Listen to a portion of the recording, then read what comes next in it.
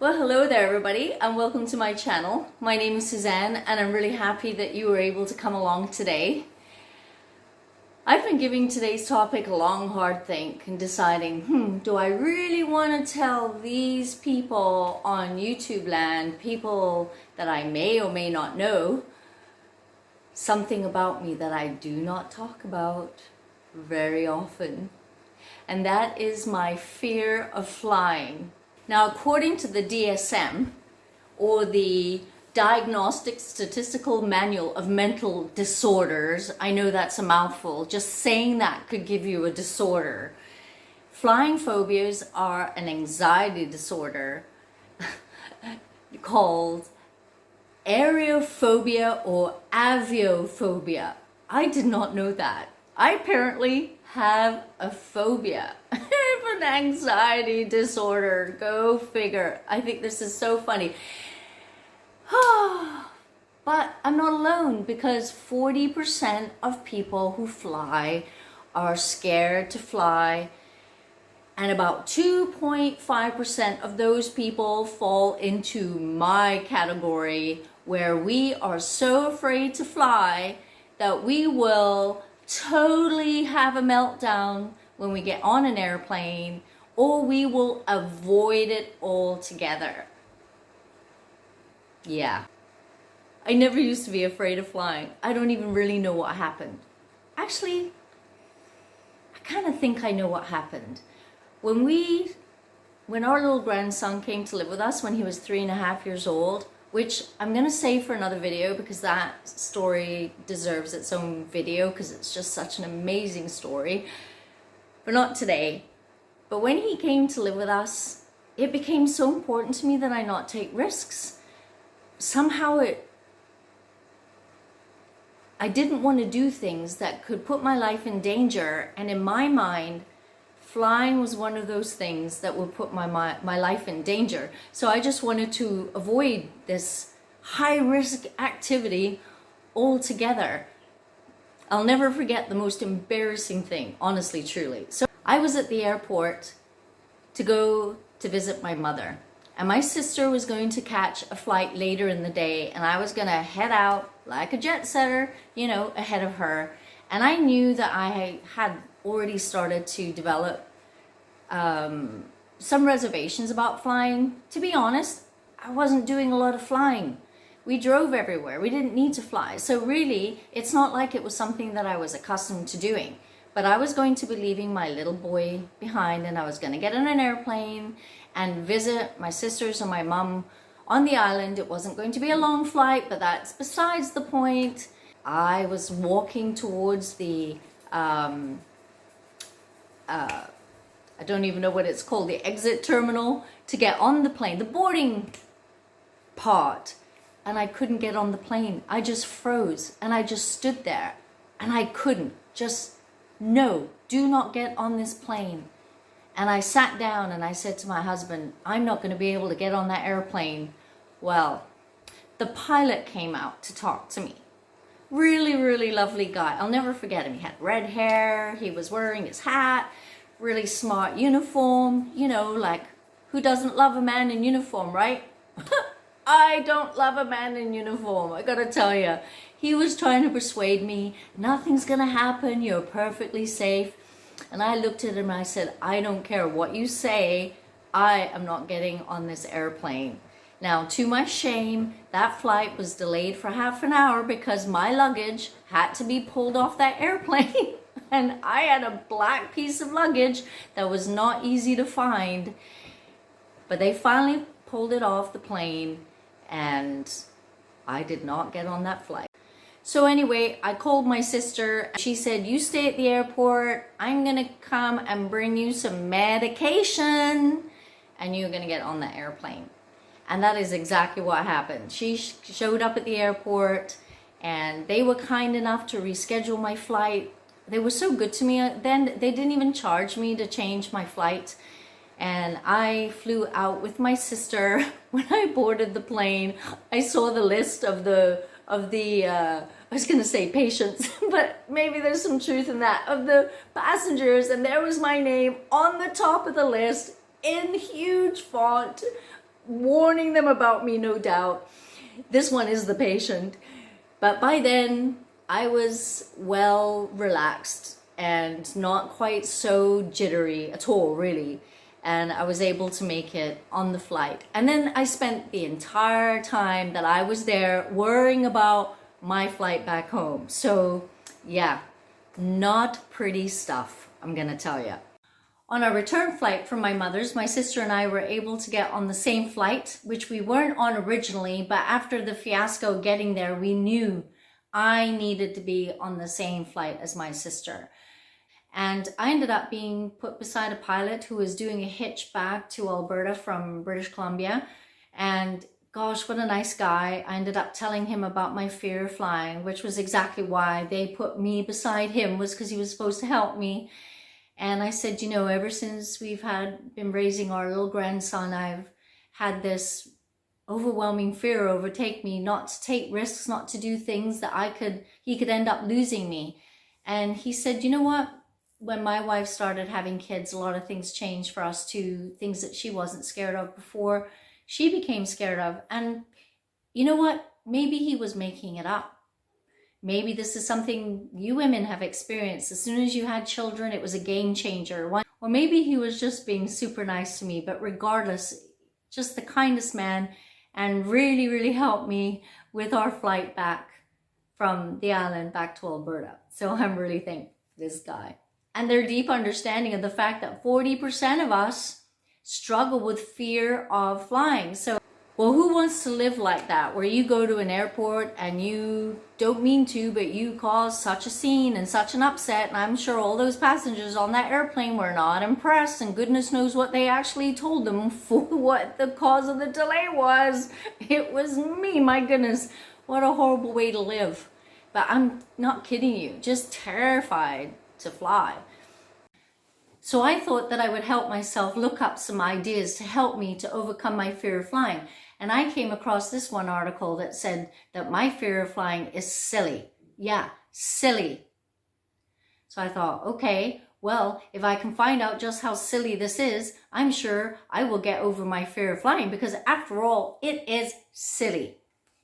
What this person was actually trying to do was trying to persuade us through statistics that statistically flying in an airplane is way safer than doing all these other things. For example, they said you are 20% more likely to get into a car accident on your way to the airport. Another thing that this person listed was you are more likely to get struck by lightning getting into your car to go to the airport. Seems to be like a little theme going on here. The other thing they said, that you are more likely to end up in a fatality by walking than you are being in an airplane. And then the last thing that they said, among other things, the last thing that really struck me was they said, you are more likely to get killed, are you ready for this, by a hippopotamus than you are to end up in a fatality due to being in an airplane. Well, I'm telling you, I think that this list is silly, because what I came away from that was thinking, not only do I need to fear the anxiety of actually getting on an airplane, but now I have to get all concerned about the drive to the airport. So I'm sorry, you're silly. The guy who came up with this list, he's silly. Yeah. The next recommendation to deal with your fear phobia was to treat your phobia as though it was like a little imp, like a little folklore, like a little gnome, like a bad little child that's trying to harass and annoy you. And what you're supposed to do is discipline it. Bad little you for being afraid to fly. Yeah, I just can't see that one working either. Can you? Now, one piece of information that I actually did find helpful was learning that as the airplane increases in altitude, sometimes there's a slight decrease in oxygen in your brain. And this might give you the feeling of anxiety. So that was useful to know that there is something physiological, biological going on in your body that you could equate to an anxiety and equate that to being afraid of flying, when in fact it is something that's happening within your body. Another piece of advice was to watch your breathing. Now, this is a really tricky one because when a person is feeling anxious, you automatically start taking shorter breaths.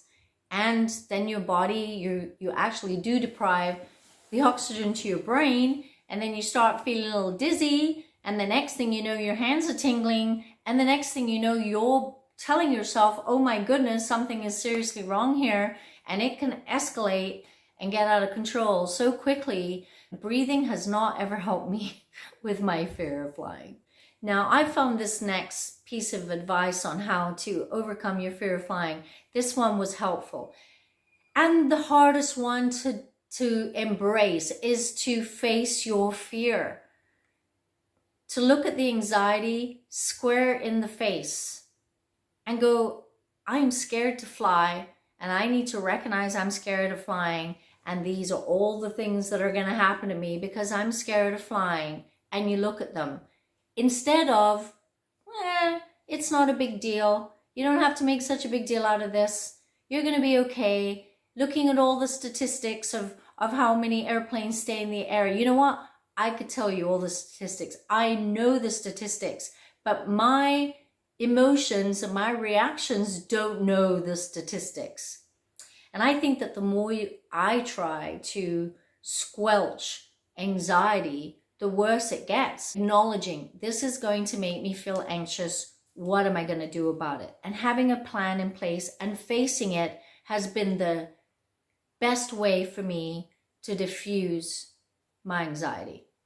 So what's the update now since that fiasco at the airport when I went to visit my mum? Well, since then, I've gone to Las Vegas a couple of times. I love the shows, I love the food, I love the walking. And when you live in Alberta where the winters are really cold, what a great escape to get into some nice weather. I'm not big into the gambling or the casinos, but everything else is so amazing there.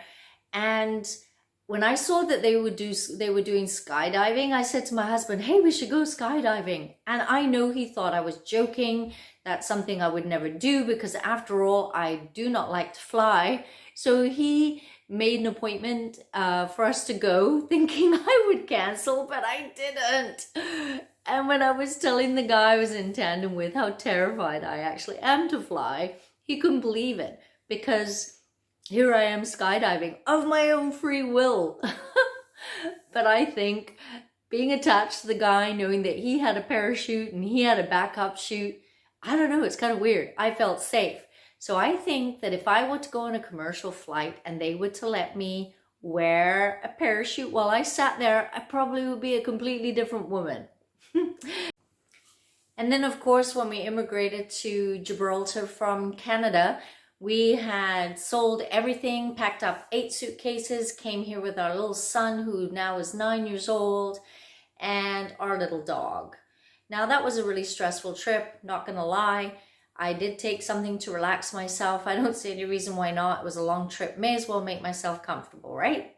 So the last flight that I took was in 2018 when I went back to Canada to visit my oldest son and see my granddaughters. And I was doing this trip on my own, and I was actually very scared to do this, but I wanted so desperately to see my son. And so I did take some Ativan to help myself out on this flight, just to take the edge off. It was quite funny actually, because when I got to the UK, the airport, Heathrow Airport, is huge. And I knew I had to get from one end of the airport to the other to get to my departure gate, which my flight was going to be leaving the next morning. So, and by then my Ativan was hitting me pretty good. So I made sure I concentrated, didn't lose my concentration to get to the departure lounge. I actually tied my suitcases to my ankle and fell asleep on my suitcases while I waited for my flight, which was going to take off the next morning.